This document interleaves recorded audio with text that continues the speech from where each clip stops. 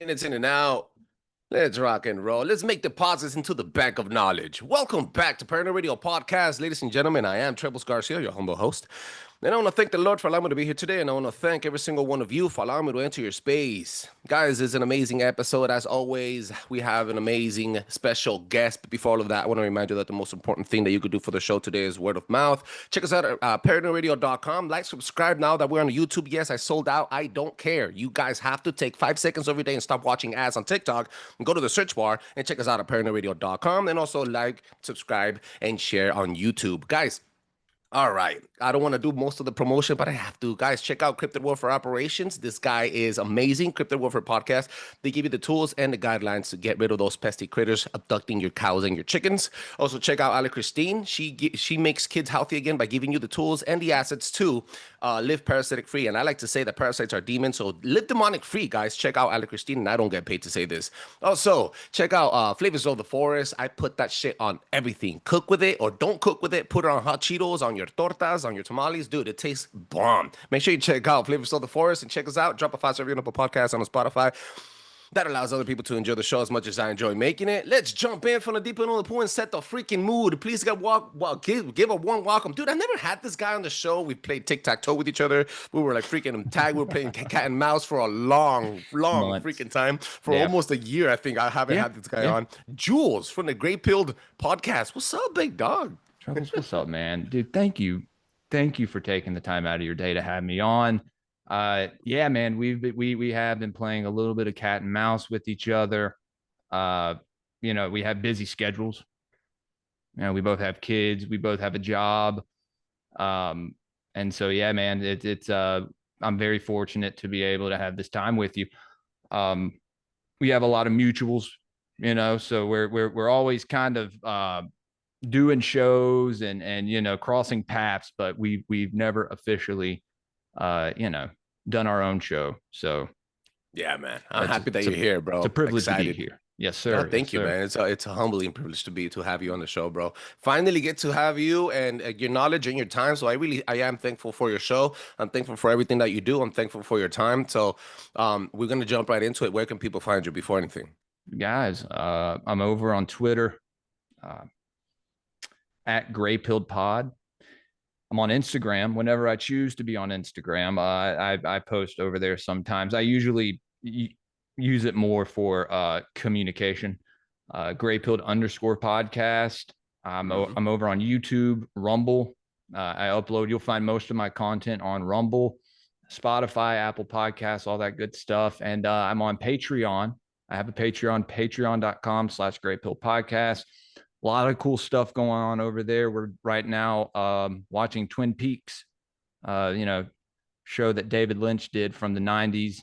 A lot of occult symbolism in there, a lot of esoteric undertones, Eastern mysticism you'll find throughout it, like crazy synchronicities throughout the whole Twin Peaks universe. We're on season 2. We're watching that on Patreon. Also, esoteric book reviews I do every Saturday morning on Patreon with Subliminal Messenger. And the watch parties and the book reviews stay on Patreon. Those do not get released to the public. Also, I have a Locals. You can go subscribe on Locals. I post all the Patreon streams there as well. But yeah, we released Elohim Etymology. It's a show I do with Adrian West, where we dive into the fallen angels of antiquity and kind of trace them throughout civilizations, who they were worshipped as, like what God, quote unquote, they were revered as. That show drops to the Patreon for about a week before it gets released to the public. You get a free sticker pack, you get linked to the Discord, a lot of cool perks for signing up for the Patreon. Got a few tiers over there. But besides Elohim Etymology, it's one of many shows I do under the whole Greypilled moniker. I also have Sound Science that I do with the Paranoid American. Shout out Thomas. Shout out Thomas. Yeah, man, Thomas is the man. You can go to paranoidamerican.com/discount/greypilled for 10% off, by the way. Go ahead and throw that in there. And yeah, man, Thomas, he was the first person who interviewed me, one of the first people. He was one of the first people that he kind of brought me into the scene and kind of, wouldn't be where I was today without Paranoid American. And in a way, I'm kind of part of Paranoid American somewhat. So yeah, man, I always push the ads and the brand. Thomas is the big homie. I also produce a show every Tuesday night. It is a live parapolitical call-in show called Already Dead with Austin Picard and Jose Galison. That's every Tuesday, 8:30 Central on YouTube, Rumble, and Twitter. Yeah, and in the last 30 minutes is like a call-in. And that's like I'm the least familiar with the parapolitical realm, geopolitics, and the whole lot. I'm I can get in on the conversation, but where I tie in is when you get into a lot of these cults that tie into the occult, right? And then you can kind of figure things out a little further from there, because that always ties into these secret government operations and MK Ultra and all these other things that we have going on behind the scenes, behind backstage, you could say. But and then I also do a show every other Sunday called Sunday Chaos. It's just a little like a little news show that me and conspiracy extremists do. He's a friend of mine, and yeah, man, I mean, that's all under Greypilled. Greypilled is just my main brand. I do my interviews, my swap casts, my deep dives. I used to do a lot more live streams, just like me engaging with the audience. Back in like last fall, but I kind of quit doing that more towards the winter. Life, picks up and gets a little busier. Kids get older, and you find yourself not having as much time. Like what you're about to go through. I know, man. I was just getting off talking to Jules about how my youngest broke her nose in El Salvador, and then my oldest broke her heart. It's Yeah, about the same situation, it's the same right? thing. Yeah. Yeah. So I'm getting calls left and right, and yeah, man, I hear you, bro. Yeah, I have to be completely honest. You are one busy bee, and that's one of the dreams of mine, to have the time to actually pour my heart and more of my time into the show. So mad love, respect, and kudos, and shout out to Thomas. Paranoid American jumped on a couple of times, and last time we spoke, I haven't released that episode. He said that mentioned something about silent conspiracies. He mentioned you and mentioned other people that he's working with. So he has definitely networked himself up there. So mad love to Paranoid American. And I told him, you know what, bro? Your name is Paranoid American. I have to keep up the love. I have to keep up the hard, intense work to Paranoid American, because when people like Google Paranoid, and if I'm up there, bro, I'm boosting your algorithm, you're boosting mine, bro. I gotta stay relevant because the name's like alike. So Oh, yeah, right, man, right. so we have to stay pushing and grinding. Let's jump into it, bro. Everybody, by the way, do not forget to like and subscribe, and all the links to his stuff is gonna be in the description of this show. Make sure you check out Greypilled Podcast. You sent me something about elements. Hold the crap up. Wait a minute. Elements, been getting into thought forms lately. Natural occultism, esoteric teachings. Get into it, bro. What the heck are you talking about? Well, this all comes from my esoteric book review, like I said, Patreon, that I do with my buddy Subliminal Messenger, the Subliminal Messenger show. You can find that on Rumble. He's a real good guy. Met him in the dangerous retard realm, Nephilim Death Squad realm of the internet. Yeah, shouts out the boys. Because I am part of that whole conglomerate of the dangerous retards and everything. My audience is usually most of NDS's audience and so on. But so we do a show, Esoteric Book Review, where I'm a big fan of Manly P. Hall, in that I like his theories, his teachings, the things that he puts out in these little what you would call a treatise. It's like a smaller portion of a much greater work. You know what I mean? And so we started off with Initiates of the Flame.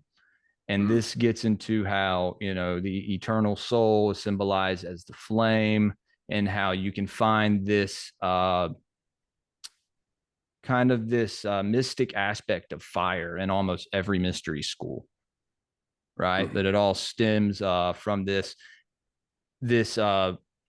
old I guess you'd call it a priest class of Melchizedek, which you can find Melchizedek or Melchizedek mentioned in the Old Testament once. I think he blesses Abraham and then he's gone. This guy was like a mystic priest, right? So we move on to reading, which we're kind of reading all these books at once now because they all kind of, they all have something in common with each other, man. All this mysticism, these esoteric teachings, everything that aligns with like the supernatural, it all intertwines with each other. It's fascinating. But we started reading Melchizedek and the Mystery of Fire, which, you dive deeper into the meaning of that eternal fire that I think is your connection with the Creator and the Holy Spirit. Some people interpret it as their higher selves, right?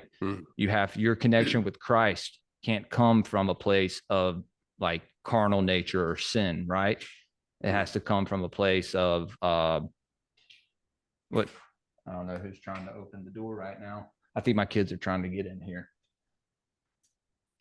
Children will be children. Dude, you know what I deal with, Jen. It may be the dog. I don't know. But, when I studied this esoteric stuff, it brings me closer to Christ. Because I think we talked about it a little bit before we went live.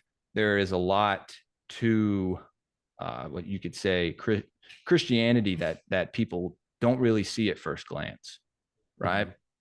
But it kind of, you have to kind of lift the veil back a little bit to kind of to get into the mysticism, right? And a lot of Christians are scared to question what they fear, or like what they don't understand they fear, right? And what they fear they won't question because we're taught not to. And so just find like reading more and more of these smaller works. It was my dog. What's up, buddy? Okay. Another child, if you ask me. Right. That's a child too. Yeah. Hey, bud. We start reading about natural occultism and how all these aspects of the occult, which just means hidden, right? And get that established because people think the occult, they start thinking about like black magic and witches and all, which is a part of it. Definitely. That stuff is real, regardless if people want to believe it or not. That stuff is 100% real. And it happens in circles that you wouldn't expect it to happen in. Let's just say that. I would have to amplify a little bit just so we could pick up the tempo here. You're 1000% sure. I think people look at, it's kind of like what happened with COVID.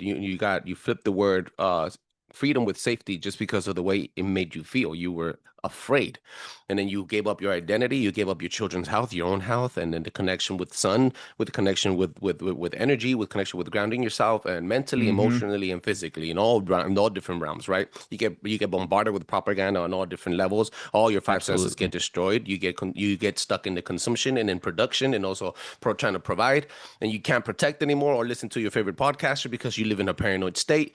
You live in a fear-based world. So it's anything that people will tell you, and it sounds preachy and emotional, and it's tied with a beautiful guy with a pretty little face, like Governor Newsom. If he's handsome, he has the hair, and he knows how to deliver the message. You start believing it, and you don't question it. You don't take 5 seconds every day to actually go to the search bar and start reading things yourself. So it's, and all of this happens on a daily basis, and they get you going very, very, very young.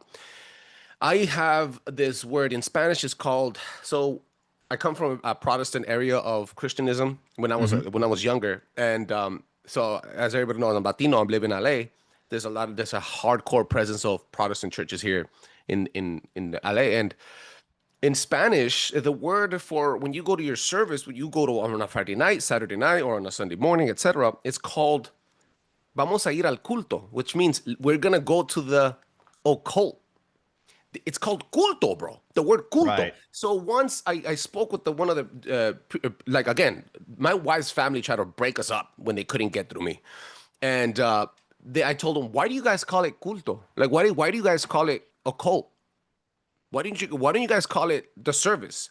Oh, it's because in the Bible. So like, okay, so basically, bottom line was they were trying to interpret the Bible, twist it up, and use the magic, that duality, that same knowledge that has been presented by us, perverse it, right? Twist it so that they could impact our lives and then control our habits. This is what occultists, this is the subversiveness that all occultists have done, Crowley being the biggest, right? And I think all these politicians today, they use this kind of this form of chaos magic to well, I mean, to bring order out of it, obviously, but to control us. Yeah, dude, I mean, if you fear something enough, if on a mass conscious scale, and this goes into something else I've been talking about recently. Talked about it on NDS. Had Headless Giant on from Occult Rejects. We talked about Badass dude, by the way. Yeah, man. Yeah. Tulpas and thought forms that you create and you manifest.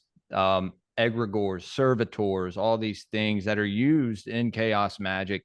You've heard of the homunculus, right? You've heard of the Jewish golem that's talked about in the ancient Kabbalah mysticism.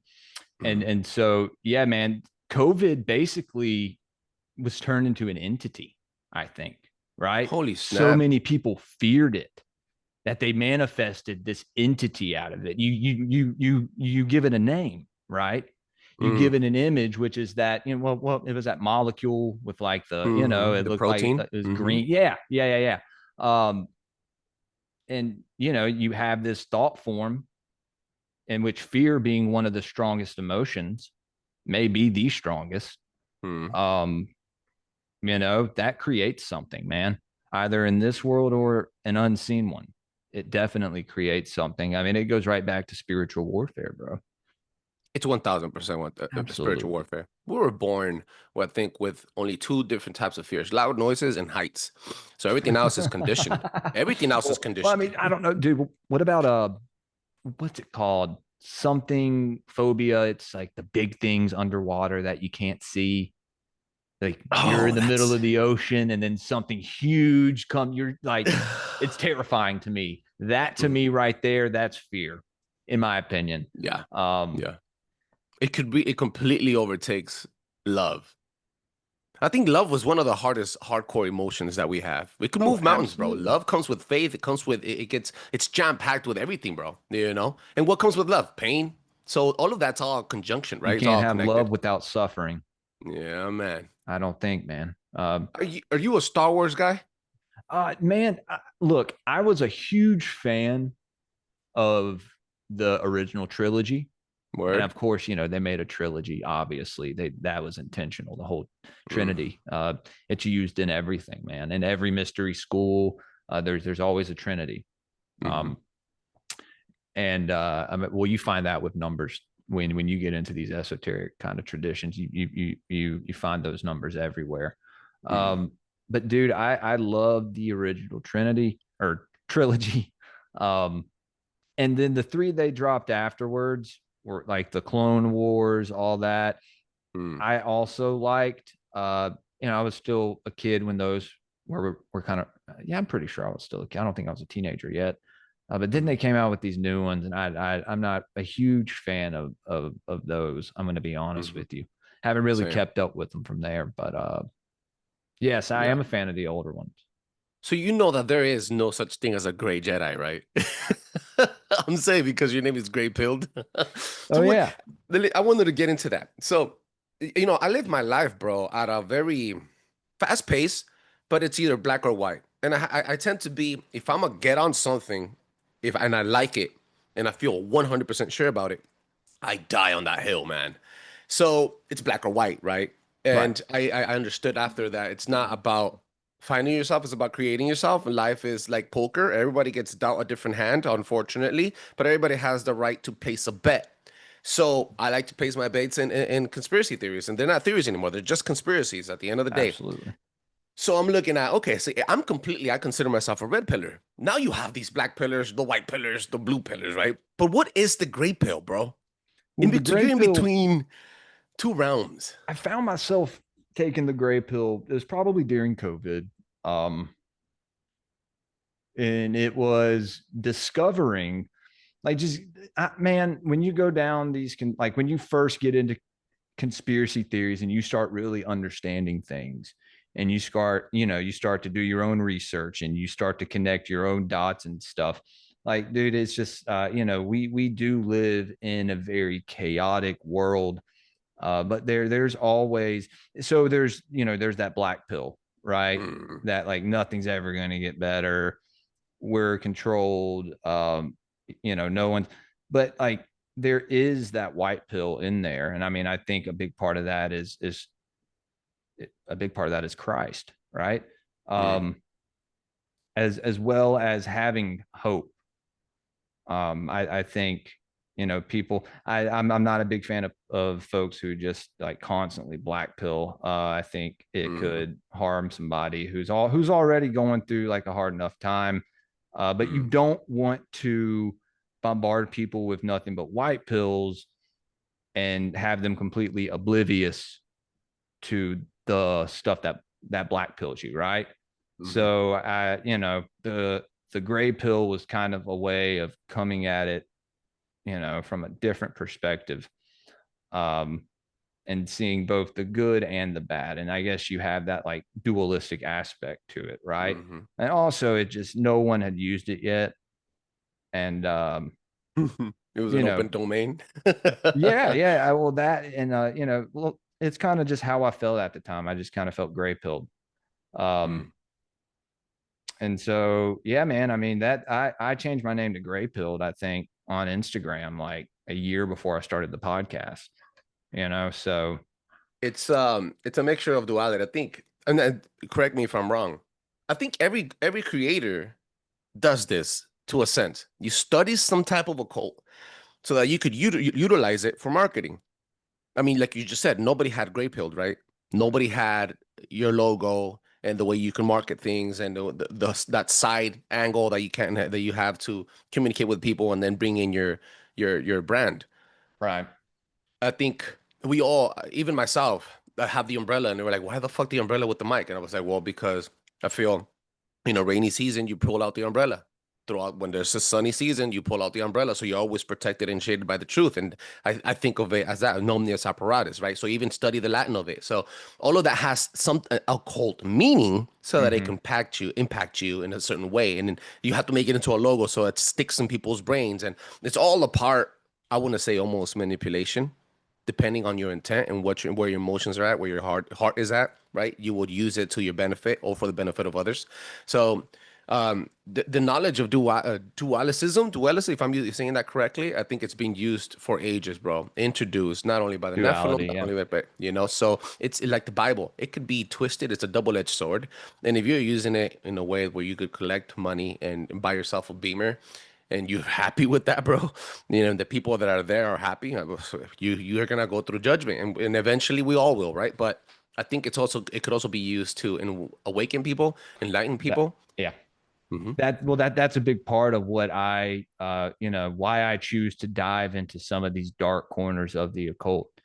Is it isn't so I can learn to be, some crazy, like, chaos magician, that I control my own like my own reality, and manifest my, it's not that can only be done through Christ, through the Creator, through prayer, right? It is to expose that these things do exist, right? These ideas that you study when you get into the occult sciences, they're studied by many people and practiced as well, right? I think people should definitely be aware that this isn't just, they tell us all this stuff exists in movies, right? This revelation of the method that they kind of play with us, showing us what's happening without really showing us, right? But I mean, yeah, man, there's definitely exposed. Like, I think I've brought light to a lot of subjects. I've been told by other podcasters or content creators that I bring some points to a lot of theories and discussions that they haven't heard before. And so, yeah, man, there's some things that I've, questions that I've dived into that have made me uncomfortable. That I've lost, that I've lost audience members over. But it's just it's part of the show. We question absolutely everything. You have to question everything. That is 1000%. Let me ask you something. Are you a historical guy? Are you like history, I assume? Yeah, man. No, Okay. I don't know as far as now with dating history. I'm kind of like, okay, what are we being told is correct? Like how long ago did some of this stuff really happen, right? Like, what do Ken you Hovind think? says that the Bible is 6,000 years old. So I like that. I like that theory, quite honestly. Yeah, well, yeah. There's that's kind of that's one thing. That's one way to put it. I don't know. When you look at some of these other cultures and stuff, it kind of seems like the world may be a little older, and that the beginning of the Bible, the Genesis, or some would say the generations of ISIS, was a long period of time. Those 7 days may have been 7 cycles, right? Whoa. Yeah. Well, technically they are cycles. Well, Just, right. But like, how long did they take? It also says that one day for God is like 1,000 years for us, or 100 years for when us. you get Correct into me. when you get into the Anunnaki Trebles, 1 year for them is 3,600 years for us. It's called 1 shar, and you find that word shar in a lot of ancient Sumerian mythology. Which I think a lot of words we use today stem from that base pantheon of Sumer. That that's why, dude, the first year of Greypilled, and still a lot of my research and podcasting conversations are kind of centered around these stories of these fallen Elohim. That you read about in the Book of Enoch, that you read about, that Sitchin writes about, that Michael Heiser writes about. It makes sense. It makes sense because if let's say that these cedars were they came from other planets and stuff, or different realms. Yeah, I assume that their cycles were different. So one absolutely. day on Earth for them would be, or the other way around, one day for them would be 36 years for us. It's a trip. It talks about in these ancient texts that were translated that when they came to Earth, they started aging more rapidly. And so their kids would come from Nibiru, right? Which I've interpreted Nibiru as maybe being another dimension. If not a planet, then another dimension, right? Or another place. Realm. Yes, realm. That when their children come from Nibiru to Earth, sometimes their children are, or no. So you have the story of Enki and Leal, these 2 brothers, right? That were like the patriarchs of these 2 sides of this one pantheon. Their father Anu, when he came down, his children, being them 2, and their sister Ninmah, they both have a sister wife who they both had a respective kid with each. And Leal having Ninurta with Ninmah, or Ninhursag is also her name. This is the original Isis. Isis is an archetype, and it was attributed to many different deities in antiquity. And Enki had Ningishzida, or Thoth, with her. But Anu came down to Earth. This was the sky daddy of that pantheon, Anu, right?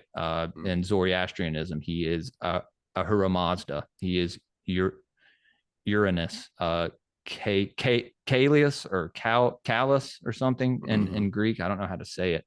He's Ani in Egypt. When he comes down to visit his children, they are older than him. Interesting. Yeah.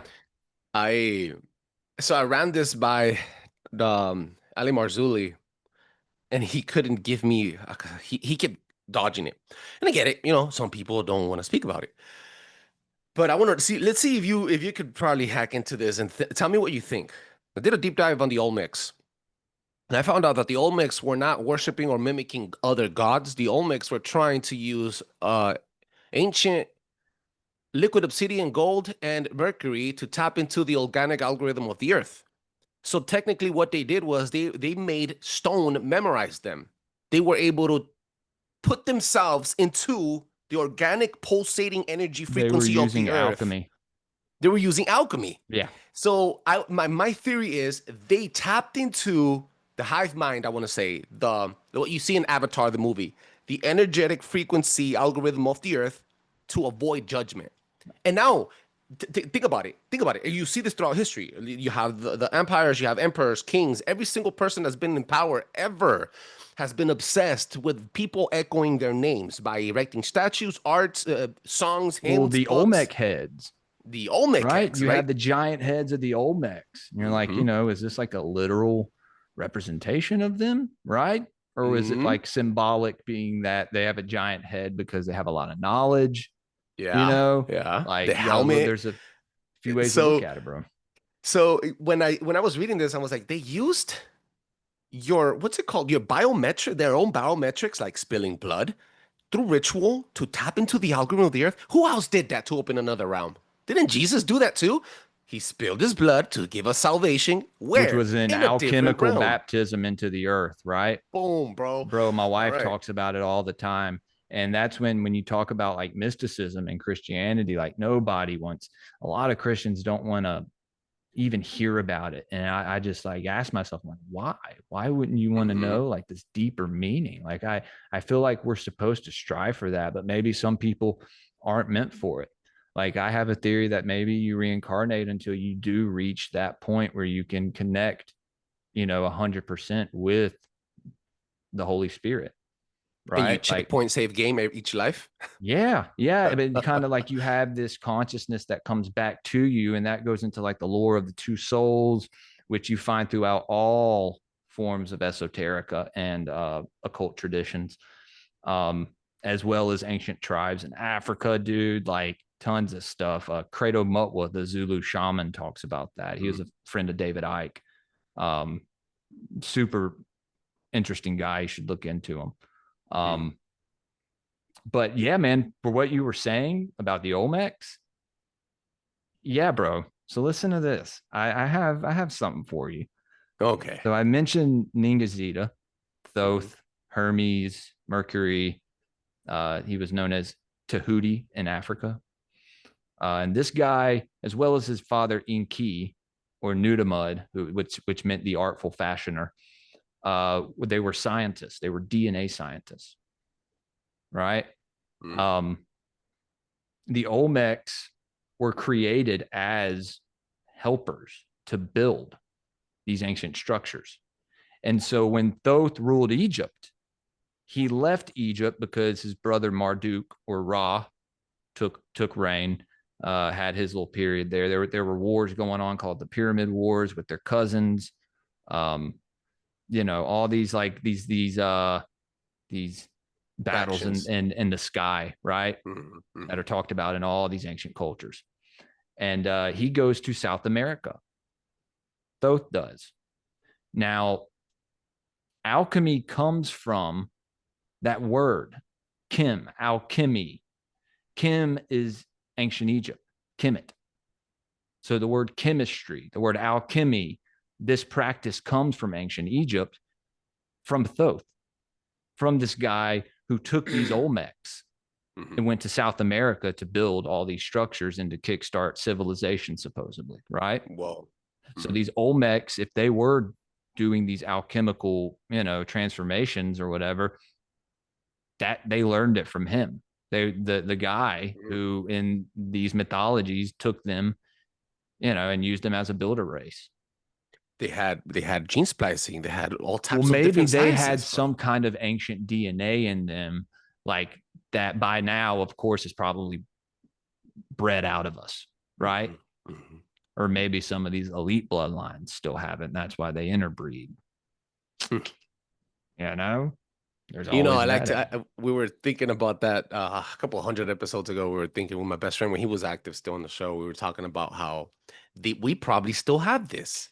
And this is where we have these factions of like the entertainment industry, the people that are running the banking system, and the government aspect of it, the military aspect of it. Everybody has their position, so everybody can tap into that frequency, into the memory of your own DNA, kind of like Assassin's Creed, and then they activate it with a Absolutely, frequency or dude. tone or something. So, I think at the end of the day, we all probably have remnants and memory stored in us, DNA memory. yeah, DNA memory, and this is why we're obsessed with trying to hack our own DNA, because we're trying to pull that information or activate other sleeper cells. That's why Then I'm the not ancient talking about, past is so yeah, you're not talking about Iranian sleeper cells either. word.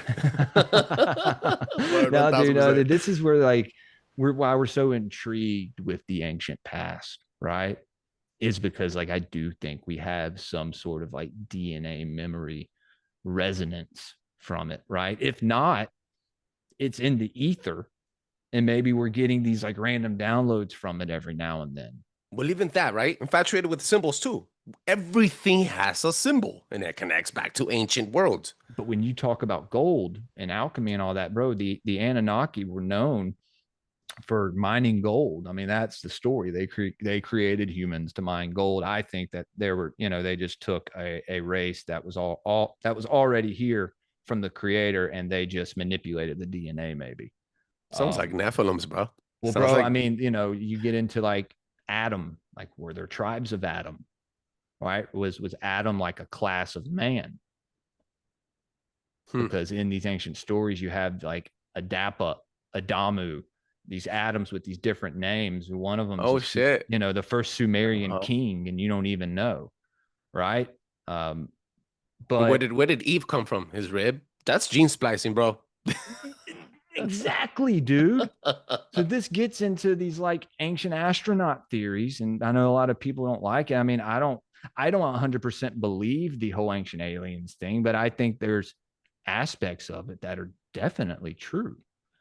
That when you put Whoa. in with spirituality and all this other stuff, you start learning about the occult and all these synchronicities.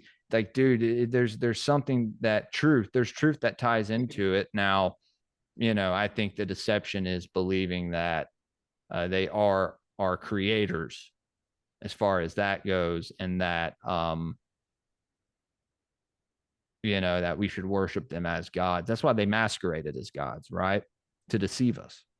And there was no good intention in that, right? To accuse us. Yeah. Well, right. Hmm. But dude, they would use this gold. They would mine gold. They would somehow condense it into fine monoatomic gold. They would break it down to its finest, quality, or its finest, like basically white gold, right?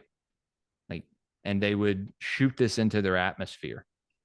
They would drink Ormus gold drinks, like the same shit they're doing in Hollywood now, bro. The gold juice or whatever that one crazy actress chick was talking about. Shut the front door, bro. Yeah, bro. They would use this gold in these rituals, and I think humans adapted it. That's why we're so obsessed with gold. That's why every Damn. ancient story, it's like they going to find the lost treasure of the gold, you know, when real, but you could look at it as symbolic, like the hero's journey being like, the lost treasure being this knowledge that that's the Epic of Gilgamesh for you, Mm-hmm. right? He's looking for Mm-hmm. immortality.